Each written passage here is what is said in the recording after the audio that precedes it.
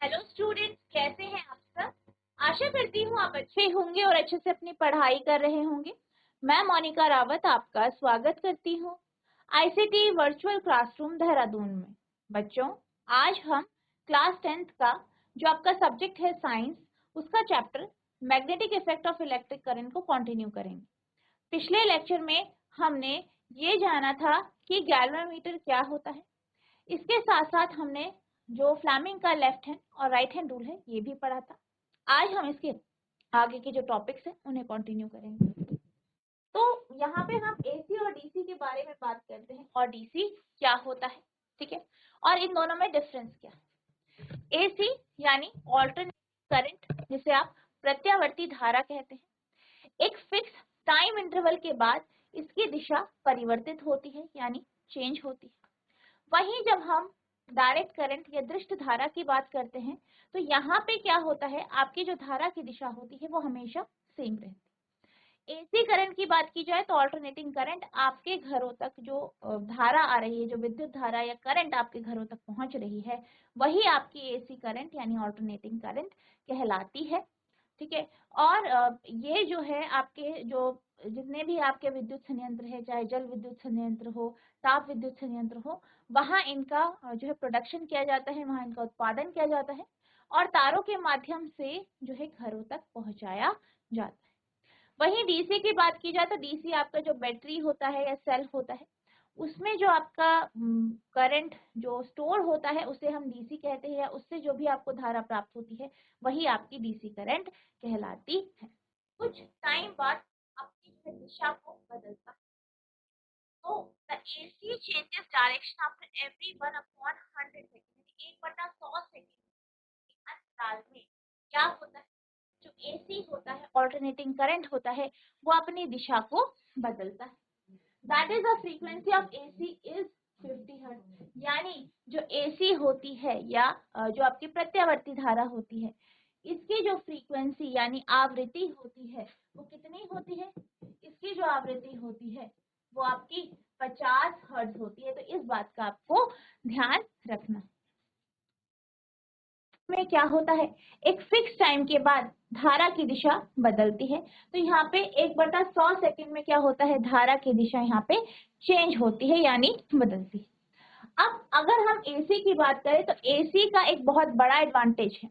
हमने क्या कहा, मैंने ये कहा आपको कि जो एसी होती है, प्रत्यावर्ती धारा होती है, उसे जो आपके विद्युत संयंत्र होते हैं वहां उत्पादन किया जाता है और दूर दूर के जो इलाके हैं वहां तक उन्हें ट्रांसफर किया जाता है या भेजा जाता है, ट्रांसपोर्टेशन किया जाता है, ठीक है, तारों के माध्यम से।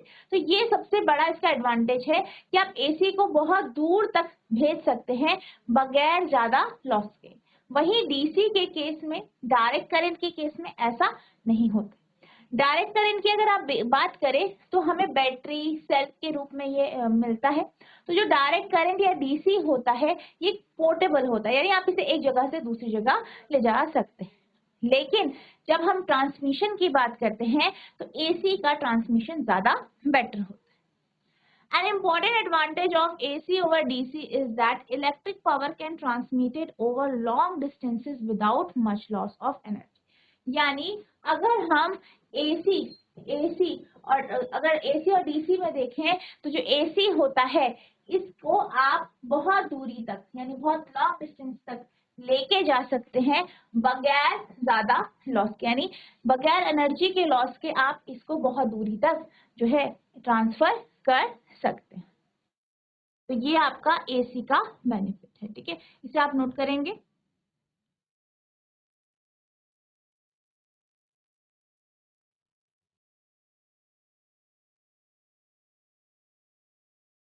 अगला है डोमेस्टिक इलेक्ट्रिक सर्किट, यानी यहाँ पे हम जो आपके घरेलू विद्युत परिपथ हैं इनके बारे में बात करेंगे।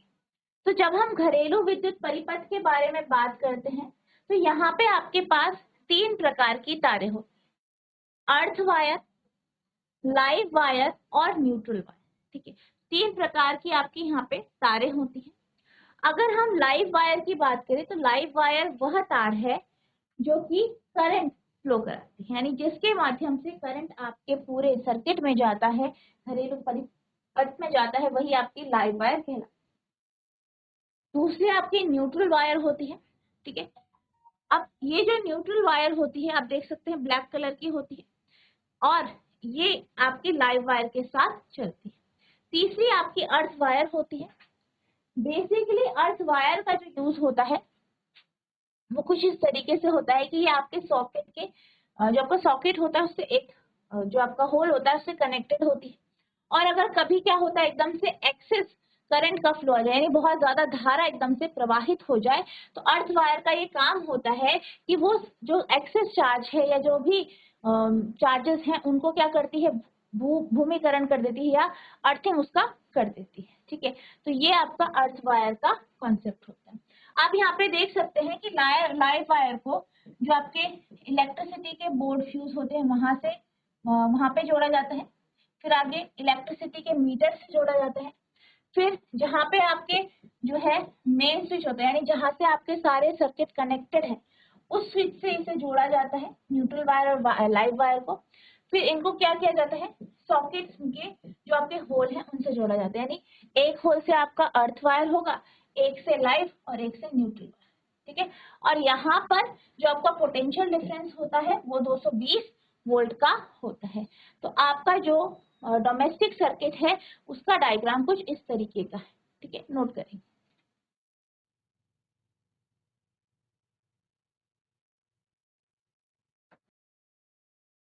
अब हम बात करते हैं शॉर्ट सर्किटिंग के कॉन्सेप्ट के बारे में, जिसे आप लघु पठन कहते हैं। बेसिकली क्या होता है, कई बार जो है हमारे जो सर्किट होते हैं, जो घरेलू परिपथ होते हैं, उसमें करंट का अमाउंट एकदम से बढ़ जाता है, करंट का अमाउंट बढ़ जाता है। अब इससे क्या हो सकता है, इससे आपका जो है सर्किट फूक सकते हैं। तो ये जो प्रोसेस है इसी को हम शॉर्ट सर्किटिंग कहते हैं। अब इससे बचने के लिए हम यहाँ पे फ्यूज का यूज करते हैं, आपने पढ़ा होगा फ्यूज। तो बेसिकली फ्यूज क्या होता है, इसका जो मेल्टिंग पॉइंट होता है वो लो होता है, यानी इसका गलनांक काफी कम होता है, और इसे सप्लाई के पास आपका लगाया जाता है, ठीक है, मेन सप्लाई के पास। तो जैसे ही धारा प्रवाहित होती है और एक लिमिट से ऊपर जब धारा बहने लगती है, तो जो आपका फ्यूज होता है वो गल जाता है, और वो क्या करता है, वो क्या करता है, सर्किट को तोड़ देता है, जिस कारण धारा आगे प्रवाहित नहीं हो पाती, ठीक है। तो यहाँ पे जो शॉर्ट सर्किटिंग है, शॉर्ट सर्किटिंग का मतलब आपको पता होना चाहिए कि एकदम से चार्जेस या करंट का फ्लो बढ़ जाता है, और इससे बचने के लिए हम फ्यूज का यहाँ पे उपयोग करते हैं। The current in the circuit abruptly increases, this is called short circuiting, यानी परिपथ में धारा एकदम से बढ़ जाती है, जिसे हम शॉर्ट सर्किटिंग कहते हैं, लघु पठन कहते हैं।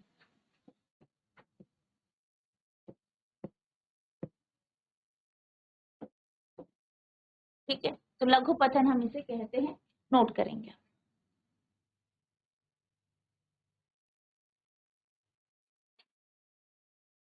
अब हम चलते हैं क्वेश्चंस की ओर, ठीक है। तो आपका पहला क्वेश्चन है, why does a compass needle get deflected when brought near a bar magnet?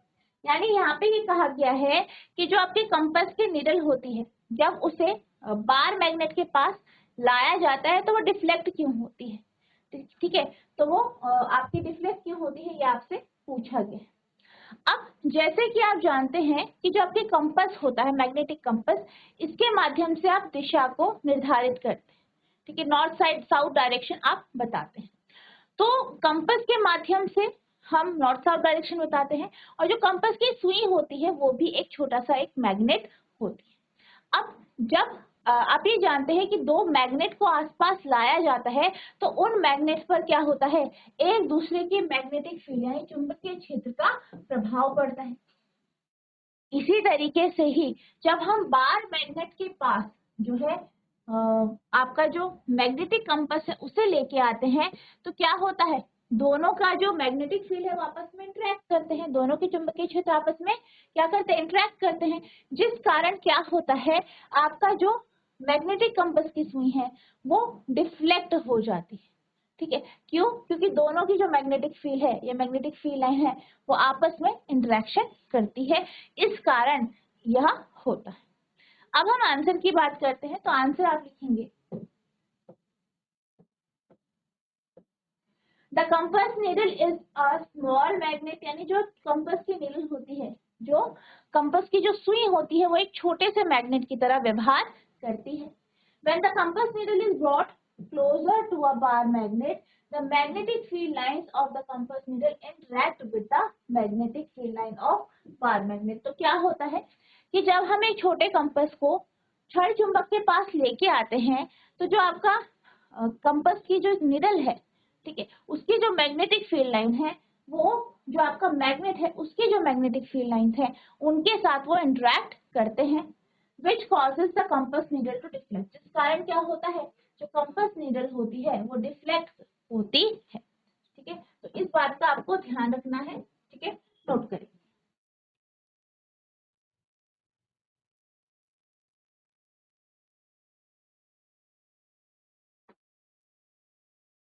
अब हम चलते हैं अगले प्रश्न की ओर। तो आपका अगला प्रश्न है, list the properties of magnetic field line, यानी जो मैग्नेटिक फील्ड लाइन होती है, चुंबकीय क्षेत्र रेखाएं होती हैं, इसकी प्रॉपर्टीज क्या है।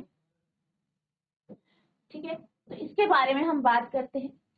चुंबकीय क्षेत्र रेखाएं आपके चुंबक के चारों ओर इमेजिनरी लाइंस हम कंसिडर करते हैं, जिसके माध्यम से हम क्या बता पाते हैं कि मैग्नेटिक फील्ड की स्ट्रेंथ कहाँ पे ज्यादा होगी।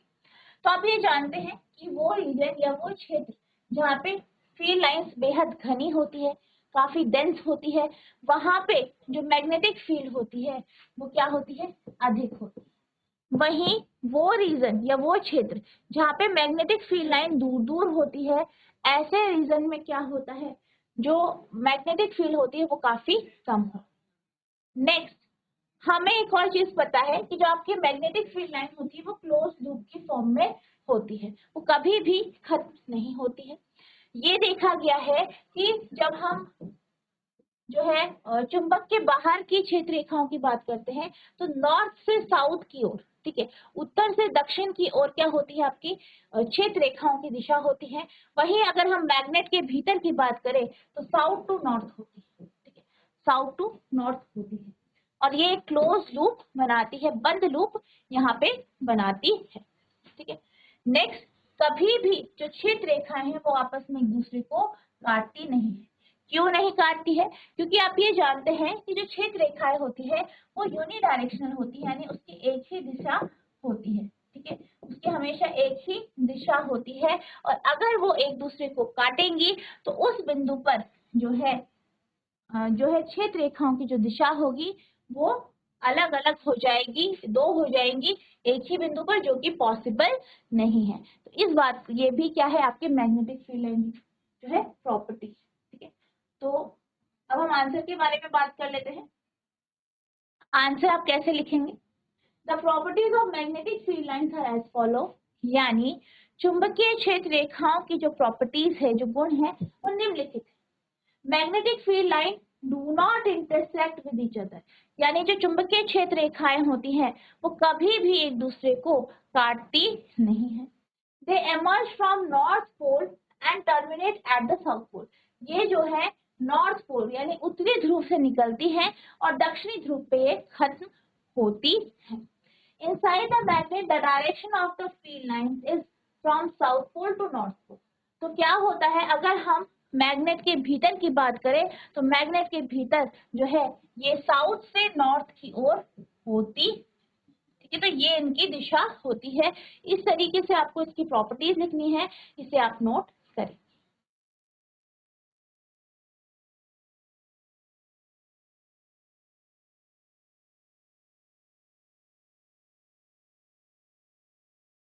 अब हम चलते हैं अगले प्रश्न की ओर। तो हमारा अगला प्रश्न है, Why don't two magnetic field line intersect each other, यानी कहा गया है कि दो चुंबकीय क्षेत्र रेखाएं आपस में एक दूसरे को काटती क्यों नहीं। तो यहाँ पे आपसे कहा गया है कि जो चुंबकीय क्षेत्र रेखाएं हैं वो एक दूसरे को काटती हुई प्रतीत नहीं होती है, ऐसा क्यों होता है। तो ऐसा इसलिए होता है कि आप ये जानते हैं कि जब भी हमें क्षेत्र रेखा, ठीक है, जो आपकी क्षेत्र रेखा है, चुंबकीय क्षेत्र रेखा है, किसी बिंदु पर इसकी दिशा हमें निकालनी हो, मान लीजिए इस बिंदु पर, तो क्या होता है, हमें यहाँ पे टेंजेंट ड्रॉ करना हो, स्पर्श रेखा बनानी पड़ती है, जिसके माध्यम से हमें इसकी दिशा पता चलती है। अब मान लीजिए कि दो चुंबकीय क्षेत्र रेखाएं आपस में एक दूसरे को काट रही है, ठीक है।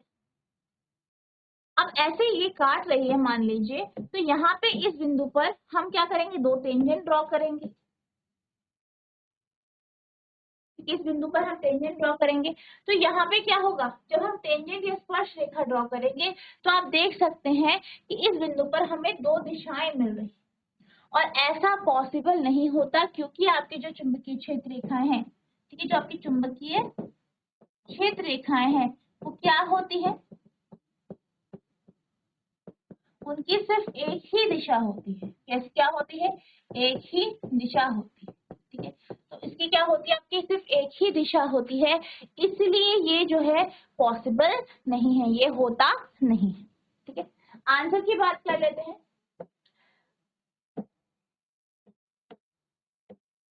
If two magnetic field line intersect, then at the point of intersection,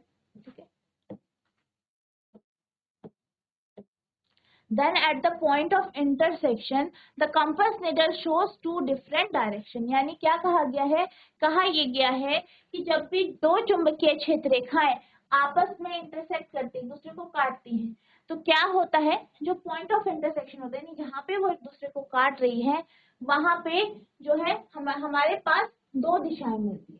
अब ठीक है, या फिर अगर हम कंपास की मदद लें तो कंपास के माध्यम से हमें दो दिशाएं मिलेंगी, जो कि पॉसिबल नहीं है, which is not possible, hence they do not intersect with each other. इसलिए हम ये कहते हैं कि ये आपस में एक दूसरे को काटती नहीं है, ठीक है। तो इस तरीके से आपको इसका आंसर लिखना है, आप इसे नोट करेंगे।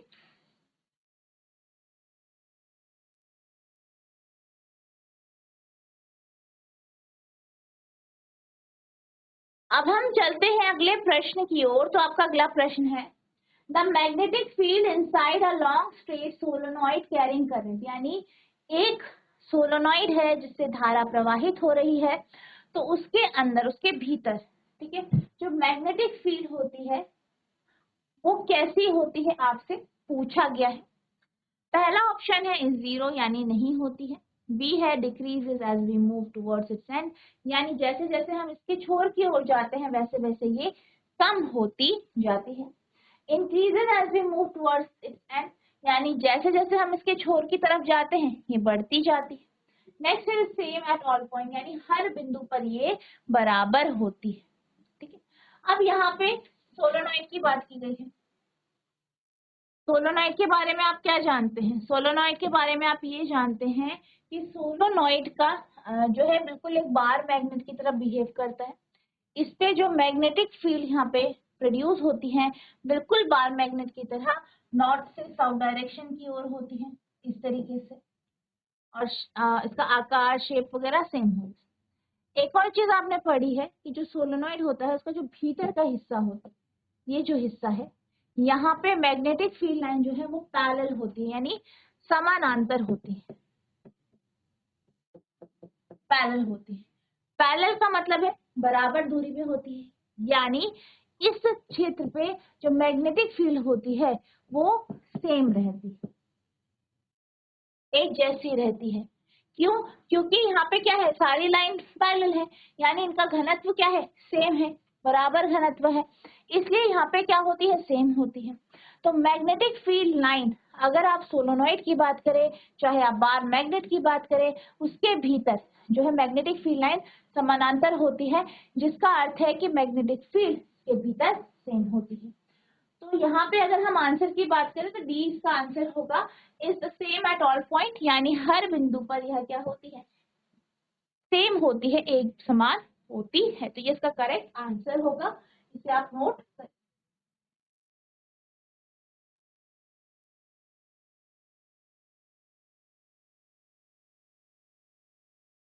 अब हम चलते हैं अगले प्रश्न की ओर। तो आपका अगला प्रश्न है, which of the following property of a proton can change while it moves freely in a magnetic field.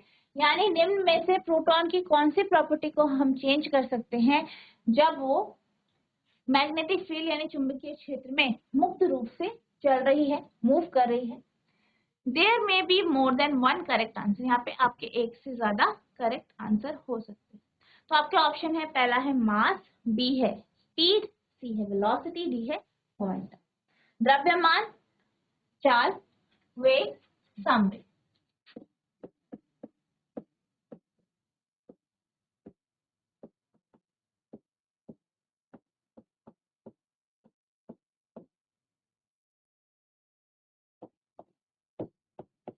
ठीक है, तो ये हमारे क्या है, चार ऑप्शन है। तो यहाँ पे पूछा गया है कि जब भी कोई प्रोटॉन जो है आपकी मैग्नेटिक फील्ड में चलता है तो उसका हम क्या क्या चेंज कर सकते हैं, उसकी हम वेलोसिटी यानी वेग और संवेग दोनों बदल सकते हैं। तो आपका आंसर होगा सी एंड डी। नोट करें।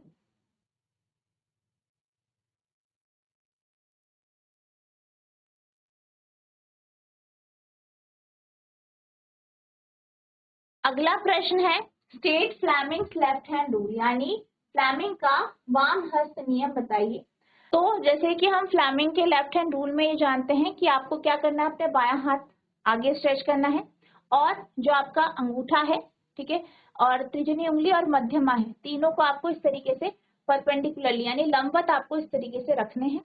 तो यहाँ पे क्या होता है, जो आपकी अंगूठा है ये फोर्स की दिशा को दर्शाता है, जिस दिशा में आपका फोर्स लगेगा, बल लगेगा। ये जो आपकी उंगली है तर्जनी उंगली, ये मैग्नेटिक फील्ड यानी चुंबकीय क्षेत्र को दर्शाती है, और जो आपकी मिडिल फिंगर है यानी मध्यमा है, ये धारा को दर्शाती है। तो इसके माध्यम से अगर आपको धारा पता है कि धारा किस तरफ बह रही है, आपको चुंबकीय क्षेत्र की दिशा पता है, तो आप फोर्स की दिशा निकाल सकते हैं। अब हम आंसर की बात करते हैं। तो आंसर क्या होगा, Fleming's left hand rule states that if we arrange a thumb, forefinger and middle finger to the left of the left hand at right angles to each other। यानी फ्लेमिंग के जो वाम हस्त का नियम है उससे ये पता चलता है कि अगर हम बाएं हाथ का अंगूठा जो है तर्जनी उंगली और मध्यमा को आपस में 90 डिग्री के कोण में स्ट्रेच करें, तो जो थंब होता है, जो अंगूठा होता है, thumb point towards the direction of magnetic field. तो थंब जो है, अंगूठा जो है, वो चुंबकीय क्षेत्र की दिशा की ओर इंगित करता है। The four finger point towards the direction of the magnetic field. Four finger या जो तर्जनी उंगली है वो चुंबकीय क्षेत्र की ओर दिशा करती है। And the middle finger point towards the direction of current. और जो मिडिल फिंगर है या मध्यमा है वो जो है वो कहाँ दिशा करती है, धारा की तरफ दिशा करती है। तो इस तरीके से आप आंसर लिखेंगे, नोट करेंगे इसे। तो बच्चों आज हमने जो आपका चैप्टर है मैग्नेटिक जो है आपका जो चैप्टर है इसको हमने क्या कर दिया है, कंप्लीट कर दिया है। इसके साथ साथ हमने इसके कुछ क्वेश्चंस यहाँ पे डिस्कस किए। आई होप आपको ये क्वेश्चन अच्छे से समझ में आए होंगे, आपने इसे नोट किया होगा। नेक्स्ट लेक्चर में हम इस चैप्टर के आगे के जो प्रश्न हैं उन्हें डिस्कस करेंगे। तो जितना जो आपको पढ़ाया गया है इसको आपको रिवाइज करना है। अगर आपको कोई भी डाउट होगा तो नेक्स्ट लेक्चर में आप पूछ सकते हैं। तो बच्चों आज के लिए बस इतना ही, मिलते हैं अब नेक्स्ट सेशन में। तब तक के लिए thank you and have a nice day.